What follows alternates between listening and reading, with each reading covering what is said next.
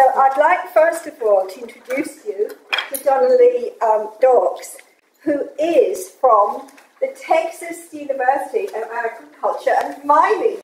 She's come all this way to talk about her work with shamanism and drumming locally in Texas, and her talk title is Performing the Spirit, Invoking the Divine in Unlikely Places. And so I'd like to introduce her to you. Do you need the microphone? No, I'll do it from here. You're fine. I think I'm okay. Yeah. Actually, my field subject is in Arizona. I'm in an unlikely place at Texas A&M. So I'm sort of resisting the tyranny of the visual, and I have audio but no visual.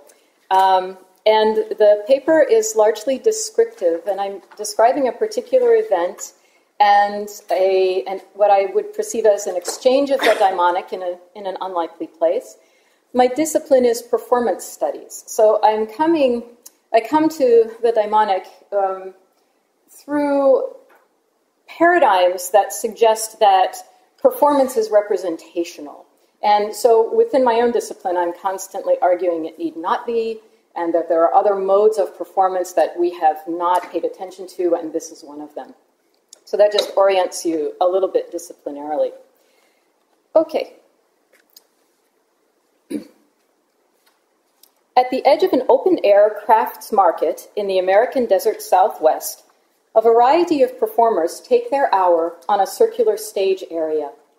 The market is set up in the parking lot of a well-established Christian church, known for its social outreach and commitment to the arts. Off to the side, a modernist statue of St. Francis of Assisi and a Buddhist cylindrical gong rise in parallel. Performers take their turns in the stage area. They are surrounded by amplifiers, microphones, mixing boards, chairs, music stands, wires, and instrument cases. The music of local guitarists, local jazz singers, and keyboard players continues throughout the day, providing an eclectic aural background for the buying and selling of local crafts. The music blends into the white noise of conversations, distant traffic, and the calls of doves and cactus wrens. All day long, people wander past the stage area, sometimes stopping to listen, to talk, to rest, to take refreshments in the only shaded area in the market. And if you've ever been in a desert, that sun is intense, so the only shaded area is important. In the midday heat, Mr. Martin Klabunde and Ms. Cami Law, dressed simply in white, loose-fitting cotton tops and trousers, unpack African djembes, kalimbas, and okogos, and step to the microphones. Without introduction, they begin a series of haunting songs in English, accompanied by the hand drums, the djembe, the 5-string harps, the idungu, and a thumb piano, the okogo. Their lyrics, sometimes barely audible above the other sounds, speak of awakening, speak of a great being, speak of a spiritual master in all of us, of tranquility. At the event, people were, I wanted to play here a little bit just to orient you to the sound. So I'll just play a small bit of a track, just so that you have in your ears and your minds, here we go, a little bit of what this combination of instruments sounds like.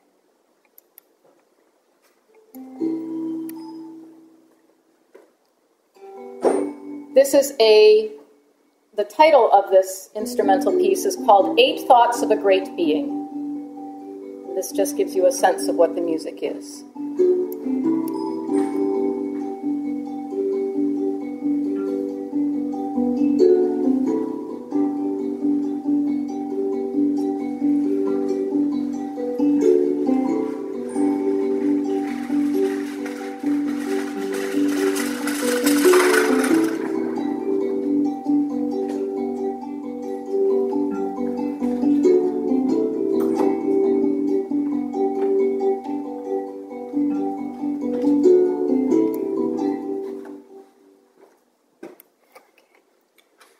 that's I chose for the first piece just a very simple, obviously, very simple piece, but you can get the sonorities a little bit without the drumming yet. As people wander by the stage area, some barely taking notice of this comparatively quiet performance, others evincing curiosity or simply seeking relief from the heat. As people walk by, one particular woman, on her way to her car with her craft purchases, slows her pace. She stops directly in front of Mr. Klabunde and Miss Law, facing them. She remains there, unmoving, silent, standing right in the middle of the path as other people go around her. She stays there until the music stops and the performers pack up their instruments. This performance that I've described is by Collective Awakening, a shamanic drumming practice based in Tucson, Arizona. Collective Awakening has been the subject of my fieldwork for the last 3 years, over which time the practice has developed from monthly drum circles and shamanic workshops to performances of spiritually inspired music retreats and healing rituals. The two performers, Mr. Klabunde and Miss Law, are deeply invested in the power of shamanic drumming and indigenous instruments to draw spirit entities into communication with people, and of the power of music to heal minds, bodies, and human spirits, and ultimately Western culture in its entirety. But that's at the end of the paper. For Mr. Klabunde, the very act of creating and composing music expresses a daimonic intelligence. The CDs he records, the drums he makes, the classes in West African drumming he teaches are all infused with this sense that he's communicating with universal forces beyond the range of human sensibilities, and also with spirits who have, as he says, migrated from Africa, specifically from Uganda, to the mountain ranges that surround the urban city of Tucson. After the performance at the craft fair I've just described, Mr. Klabunde and I talked about what it means to shift the sounds and the rhythms he knows to be invested with daimonic power from the intimacy of a ceremonial or meditation space to a public place. That is, to put the sounds in the frame of performance and entertainment rather than that of a shamanic practice. Mr. Klabunde commented, "The woman who stopped, she got it." Collective Awakening's music and lyrics, the woman's silent response, and Mr. Klabunde's assessment suggest the transmission of a daimonic intelligence happened almost imperceptibly and unawares in an unlikely place. In this case, the transmission from a shamanic performer and practitioner to an audience member who wasn't expecting spiritual or shamanic music, and for whom the instruments and music in this context would likely have had no associations with religion at all. And keep in mind, this is the background to this is a church, Christian church with this Buddhist gong, stood about probably 7 feet, and then St. Francis over here. So this is the environment. Such a performance has a spiritual valence and a performative frame. What was it that this woman got? What came through the music and the rhythms in this unlikely place? And what is the difference between this woman's reaction and that of others who heard the music and didn't stop? These questions speak to the potential social value of a performance that is intended to transmit a culturally anomalous knowledge of migratory spirits, personal awakening, and sonic connections. To get at these questions, I've divided the paper into 4 sections. First, I'll talk a little bit about collective awakening and this particular practice and how it's oriented, most of which you will recognize. Those of you who know shamanism, you'll find this fits very well. But I want to orient how spirit entities and the connection with spirits is imagined or in this practice. The second section, the ways that music is understood specifically to give voice to spirits and awaken human spirituality, communication. The third part, the kinds of work that collective awakening does in the local community, and that's the social extension of the intelligence being developed. And then in the fourth part, I'll return to she got it, and the numinous in material culture. So first, the Daimonic Imagination in collective awakening's shamanic practice. At a 2009 sacred drumming ceremony in Tucson, Mr. Klabunde described his study with shamans in Uganda and Mexico. He readily acknowledged the disparities in material wealth he encountered as he came from a modern technological culture. He spoke of his teachers calling spirits to assist with the health of individuals, families, and entire villages, as well as the complexity of the rhythms that the Ugandan drummers taught him. As he later observed in a drumming class, quote, "They think rhythm differently," end quote. In the course of describing how he learned the healing potential of sacred drumming, he introduced a less easily accessible concept, that spirits unsettled by the violence and unrest in Uganda had migrated to the mountain ranges of Tucson. Drumming, for him, is a way to communicate with these particular spirits, to allow them to heal and to appease to allow them to heal us and to appease their power.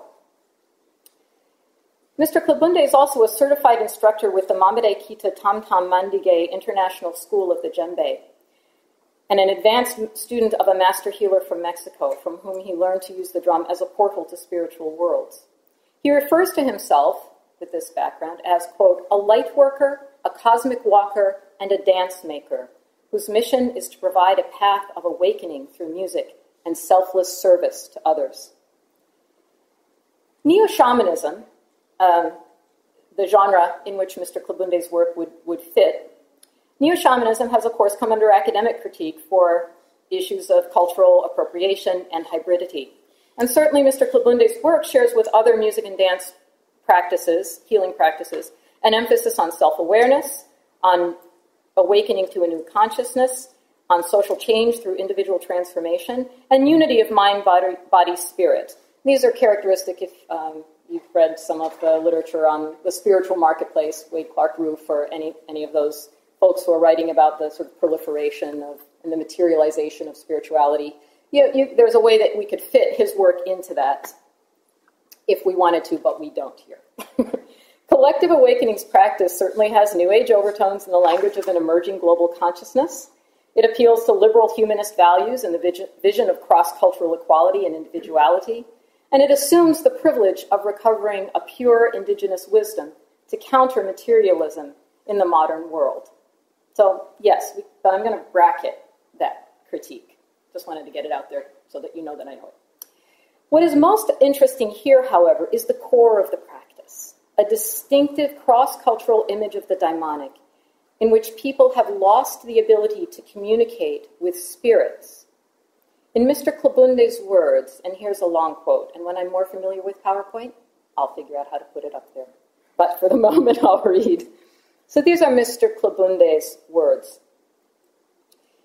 Indigenous cultures around the world recognize the use of music and the drum as powerful spiritual tools to awaken and heal our spiritual, mental, and physical bodies. These practices were an integral part of life in past millennia, and now largely forgotten or only partially understood. Many of us have lost our natural connection with our inner selves, our spirit. Our mission is to reintroduce the core of these ancient practices in a form that serves today's needs and culture, end quote. So this is the mission behind the performance at the Open Air Crafts Fair, to reintroduce ancient practice in a form that today's culture can understand. Around this mission, Mr. Klabunde develops a dualistic perspective on the spiritual and material, with drumming as the portal between the two. He moves seamlessly between transcendence and immanence. He describes, for example, the seen world, which is composed of material objects and perceived through the senses and the logical mind, which has its own laws and rules and limitations, and a person's individual energy or soul that offers access to another level of existence, which is the unseen world of spirit, energy, intuition, and power. So he's constantly negotiating the two. He doesn't go over into one or over in the other. He's right in the middle with drumming as the portal. In his thinking, there's an investment in a subtle, or perhaps not so subtle, criticism of how 21st century life limits individuals. He wrote in 2010 that modern life, here I'm quoting again, sets the stage for our training to be productive and contributing members of society, in which we develop focused ways of thinking, being, and behaving within society. And we begin a journey of becoming who we were trained to become. But Mr. Klabunde's Daimonic Intelligence tells him something very different. He writes, again in 2010, ancient cultures hold perceptions that humans conspire with the gods to co-create their world in a way that supports a connection with the unseen worlds. Many of these cultures believe that the most efficient method of creating change and transformation in the physical world is to access the invisible. For them, we arrived here on earth from these worlds, and we must not forget and maintain a strong connection to our origins as cosmic walkers. In the performance I described above, the conduit for this intelligence is sound. Specifically, the sound produced by indigenous instruments. The culture that created the drum, he explains, has taught me much.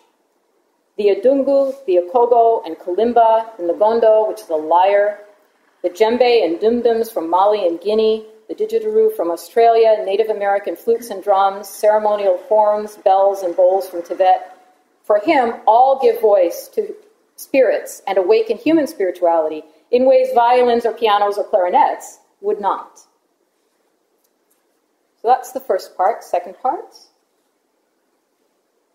The daimonic has dual aspects in collective awakenings practice. The aspect of communication and the awareness, the communication with spirits, and the awareness of the human self as a spiritual being. The drum opens this reciprocal exchange between a person's spiritual self and forces or energies outside the self, which have the power to heal. Music simultaneously connects us to the world of spirits and allows the mind to reveal what is inside of us. And those are, again, his words. Mr. Klabundi insists that the healing power in the music does not come from him, nor does it come from his proficiency on a wide range of instruments. And he had been, before he became a shaman, been a professional musician and gave up a very, very lucrative career as a drummer in a rock band. As he described the composition of his second CD, Portal Opening, which is all drumming, it's called Portal Drumming, Trance Drumming. As he described the composition of this CD, he said, the rhythms came to him from the spiritual domain without warning, and he set down the 16 tracks, 73 minutes, in 48 hours. Most performances or concerts by Collective Awakening, he says, weave together music, storytelling, and spiritual messages, and he adjusts from performance context to performance context, depending on how he receives the energy coming back from the audience. The performance described above was a little bit unusual in that he did not articulate the spiritual valences of his performance at all, aside from brief introductions to the songs themselves. In a performative frame, Mr. Klabunde speaks about music without going into great detail or about the spirits themselves or the nature of the spiritual domain, as if this might be too risky in the modern materialist culture he believes needs healing from the spirits. His narration and storytelling in this context, in this performative context, affirms music as a universal life force energy and a way of expressing the part of us that can see the unseen and that resides in the unseen world. He does not speak of music itself as sacred or divine, but as a naturally occurring power. He speaks of music as, quote, concise pockets of energy that hold intention. For him, organized sound and rhythm is, as he puts it, and it's perfect for this conference, a different kind of intelligence. And that intelligence reaches the consciousness in each of us that resides in the other world. And that's mostly, those words are mostly his in that section. Part of Mr. Klabundi's narration in performance situations tries to shift how people might be thinking about the music they hear. He positions the music he offers as pre-colonial, brought back to colonial cultures in order to enhance well-being and mind-body work. So he's very aware that he's looking to indigenous cultures and bringing, recouping indigenous practices and ancient practices. He describes, for example, how the West African cuckoo rhythm, which he uses, is played in Uganda after the harvest of fish, and how it unifies rhythm, melody, and lived activity. Crossing indigenous cultures and spiritualities, he envelops for example, the words of a Navajo prayer, Walk in Beauty, in the sonorities of the Ugandan adungu, the harp, and the kalimba. Collective Awakening's work means opening a portal to the spiritual. He says, as long as I'm able to play music, I have access to that world. Listeners in venues such as this open-air craft fair, even with the myriad distractions and no expectations at all for encountering or accessing a spiritual world, may indeed sense something of the daimonic in the music. The intention of the performers, the energy of the sound, the drum as a spiritual tool. As I have followed Collective Awakening's performances in venues from coffee houses to bookstores to art festivals, I observed that in any given audience body, a few people will appear transfixed. Their still focused attention suggests that something comes through beyond the pleasurable organization of sounds and what for most people is the exoticism of the instruments. But Mr. Klabunde's mission is not about captivating audiences or about virtuosity. To find what he calls the master within, to become a master of things unseen and words unspoken, he says, one must become nothing but a messenger. In other words, set the ego aside. That service of being a messenger for the unseen world is active and engaged in the material world. And I'll quote here some of the lyrics from the song that you heard earlier as an instrumental, 8 Thoughts of a Great Being. In the lyrics to that song, he says, "Through the excellence of virtuous activity in this world and beyond it, may I fulfill the hopes and desires of beings, just as they conceive their hopes and desires. I am your humble servant." And if we have time at the end, I can play that. But I want to make sure that I don't overrun. So that's the second part, about the relationship between the music and the daimonic intelligence. In the third section, I want to talk a little bit about how a daimonic imagination leads to a kind of social intelligence. It extends into the material world, because this is very important in the work of Collective Awakening. As noted above, Mr. Klabunde is a certified instructor with Mamede Kita's Tamtam Mandenge International School of the Djembe, which is a nonprofit organization. It's a 501(c)(3) nonprofit. This organization runs an international network of schools founded by Mamede Keita in 1991. This particular organization's mission fosters interest and participation in West African drumming, dance, and cultural forms to transmit Mandinge cultural musical tradition as a tool to promote tolerance, understanding, equality, and international peace. In this same spirit, Mr. Klabunde himself directs an organization called the Dembe Project. This is a Tucson-based nonprofit organization specializing in youth mentorship and utilizing West African performance arts.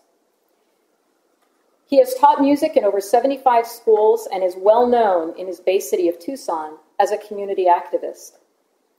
Collective Awakening has used performances and its website to help other local nonprofits, such as Tucson's Ngobe Art Studio, which serves children who would not otherwise have had the opportunity for education by making art and selling art to raise money. To raise money for educational supplies to be sent to high schools in Uganda. More directly, Collective Awakening encourages donations at its performances and through its website. Donations contribute to aid to Africa with a particular focus on education. For special projects, Collective Awakening takes donations at its events. In 2010, at a cafe performance, for example, this was at a chain bookstore, Borders Books, which has just gone bankrupt. Donations taken at a performance in 2010 at a Borders Books cafe in Tucson, for example, went to support a single family in Uganda, as did proceeds from CDs at that event. And I will note that I found out I like to purchase the CDs as contributions. So I bought one, and then I found out that the now bankrupt Borders required a significant percentage of all of the profits on CD sales, and even though the concert was free. The cultural priorities in the juxtaposition of the donation basket for an impoverished family in Africa, the negligible profit margin on Collective Awakening CDs, and my own $4.50 soy latte did not go unremarked in my field notes as a symptom of the very problems that Mr. Klabunde seeks to rectify through a collective awakening of consciousness. And then finally, the last section, returning to the performance, and Mr. Klabunde's comment about the woman, she got it. What is it that the woman who stopped to listen got? Did she hear spirits that collective awakening drew down from the mountains? Was she simply curious, trying to sort out the sounds and the instruments? Did the words or the rhythms or the melodies evoke some mystical state? Was she simply delaying going on to her next appointment that Saturday afternoon? Perhaps she herself did not know why she stood and listened. But Mr. Klabunde's words were unequivocal. She got it. Something of the numinous came through the music as the music moved through Mr. Klabunde and through Miss Law, his wife and partner with whom he performs. As collective awakening begins to expand its offerings of workshops, performances, ceremonies, and healing rituals across the Southwest and South Central U.S., their hope is that the music will transform not only individual consciousness, but the culture itself. And I'll conclude the paper with a quote from one of his songs, and here it is. Calling to the Great Spirit, I am honored to serve you, to take action and do what is needed. I am a cosmic walker, a light worker, and a dance maker. I offer myself in music so that others may fly in freedom. Thank you.